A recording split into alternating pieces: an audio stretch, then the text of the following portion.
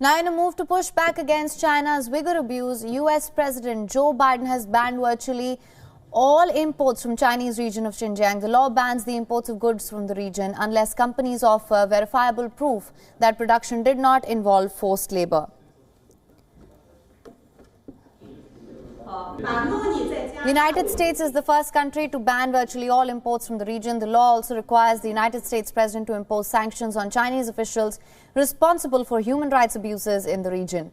The Uyghur Forced Labor Prevention Act particularly targets three products. The first is cotton, of which Xinjiang is one of the world's major producers. The second is tomatoes, then is polysilicon, which is a material that is used to produce solar panels. An estimated 20% of garments imported into the United States each year include some cotton from Xinjiang. The U.S. State Department said in a statement that the law gives the government new tools to prevent goods made with forced labor from entering U.S. markets. It will further promote accountability for persons and entities responsible for these abuses.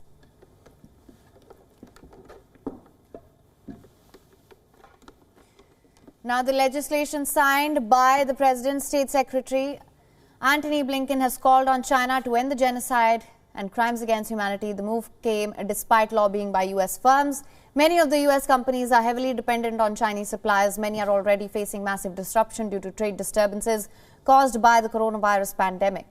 More than 1 million Uyghurs and other Turkic-speaking Muslims are incarcerated in Xinjiang camps. China is rooting out their Islamic cultural traditions, forcibly assimilating them into China's Han majority.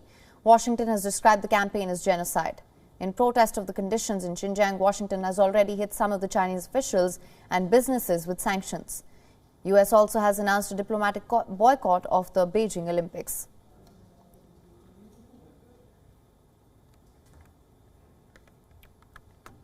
WION is now available in your country. Download the app now. Get all the news on the move.